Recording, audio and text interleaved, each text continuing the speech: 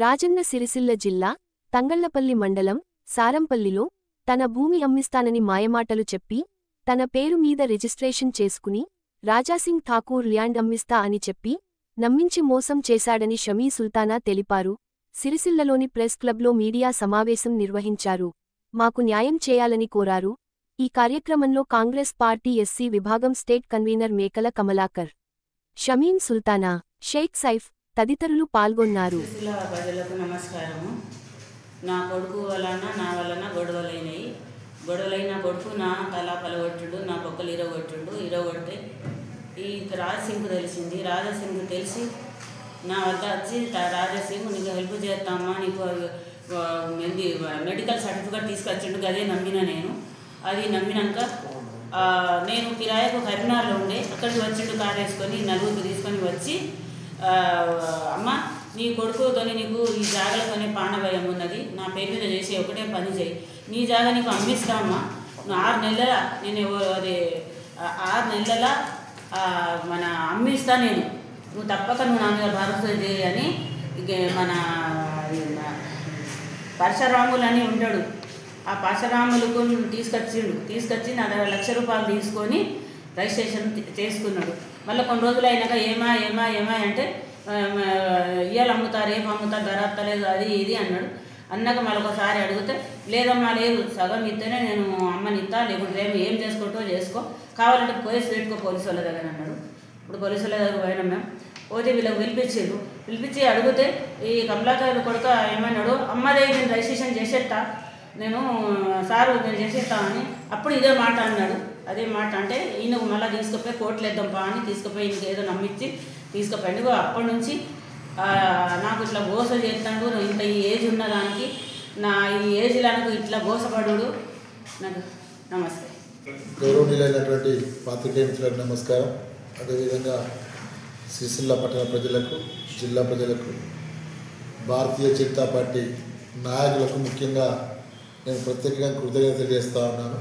ఎందుకంటే ఠాగూర్ రాజాసింగ్ అనే వ్యక్తిని పదే కాపాడుతూ మోసాలు చేసుకుంటూ బ్రతకమని ప్రోత్సహిస్తూ ఉద్యోగాల పేరుతో నువ్వు ఎందనన్నా ముంచు, నువ్వు ఎంతమందినైనా బెదిరించు బతుకు అని బీజేపీ నాయకులు అతన్ని ప్రోత్సహిస్తూ ఉన్నారు.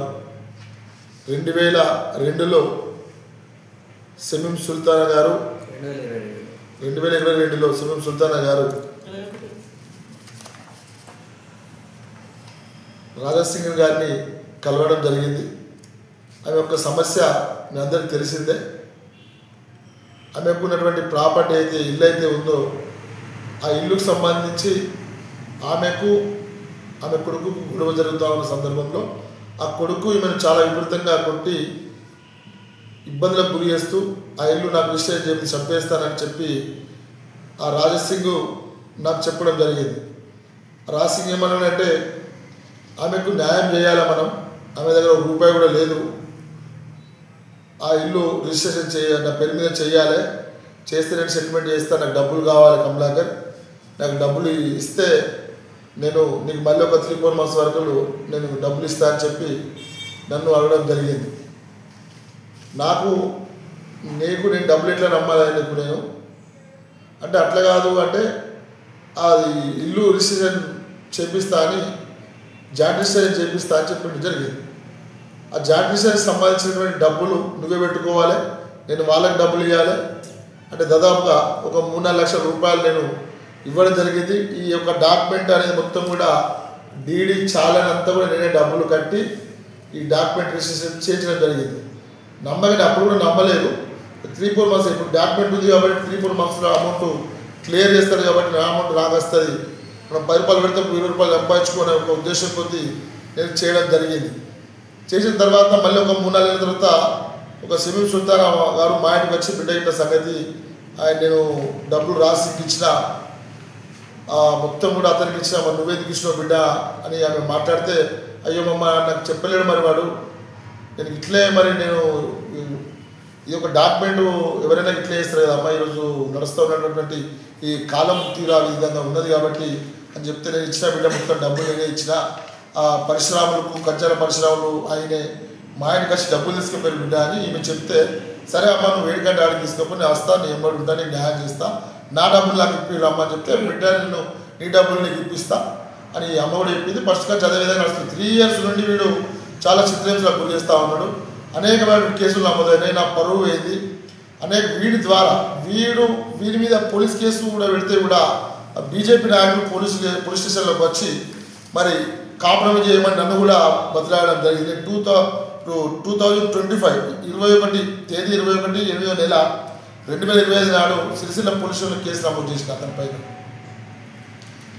అతని మీద కేసు నమోదు చేసిన తర్వాత బీజేపీ నాయకులు దాదాపుగా జిల్లాలో ఉన్నటువంటి బీజేపీ నాయకులు, ప్రధాన కార్యదర్శులు, ఉపాధ్యక్షులు చాలామంది వాళ్ళ పేర్లు చెప్తే బాగుండదు. వాళ్ళు నిజంగా కడుపుకు అన్నం తింటున్నారో గడ్డి తింటున్నారో నాకు అర్థం కావట్లేదు. కానీ ఇది జరిగినటువంటి ఫ్యాక్ట్ ఏదైతే ఉందో న్యాయం చేయాలని ఆలోచన కొద్దీ మనం ముందుకు వెళ్ళాలి. ఎందుకంటే ఎప్పుడు కూడా దేశం కోసం, ధర్మం కోసం, నీతి నిజాయితీ అని మాట్లాడే వాళ్ళు మరి ఒక వ్యక్తికి అన్యాయం జరిగితే మరి ఎందుకు మీరు ఆ విధంగా ఆ వ్యక్తిని కాపాడుతున్నారు భారతీయ జనతా పార్టీలో అని నేను అడుగుతా ఉన్నా.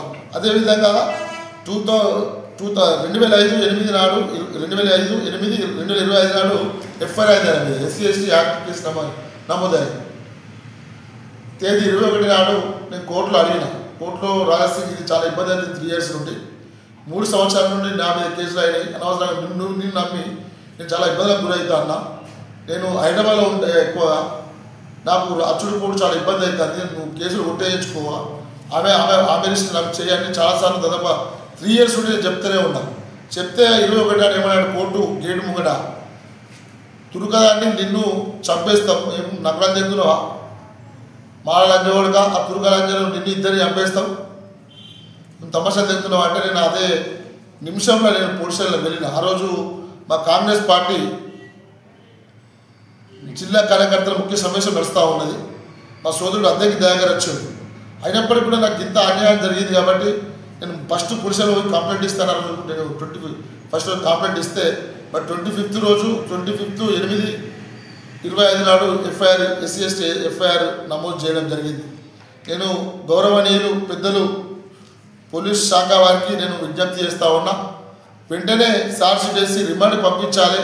ఎందుకంటే SC/ST చట్టం కూడా ఇప్పుడు మాలాంటి వాళ్ళకే మేము ఒక హోదా ఉన్న వాళ్ళకి అన్యాయం జరిగితే ఇంకా పేదవాళ్ళకు అన్యాయం జరిగితే పేదవారు ఏ విధంగా బలైపోతారో మీ యొక్క పాత్రికేయుల మిత్రుల ద్వారా నేను వారిని అడదలుచుకో ఉన్నాను. వారు దయచేసి మాకు సహాయం చేయండి. న్యాయపరంగా ఈ యొక్క అంశం ఉంది కాబట్టి మీరు న్యాయపరంగా చట్టపరంగా మీరు చర్యలు తీసుకొని మాకు న్యాయం చేయవలసిందిగా నేను మీ యొక్క పోలీస్ శాఖ విలేకరుల ద్వారా పోలీస్ శాఖకి నేను విజ్ఞప్తి చేస్తూ ఉన్నాను.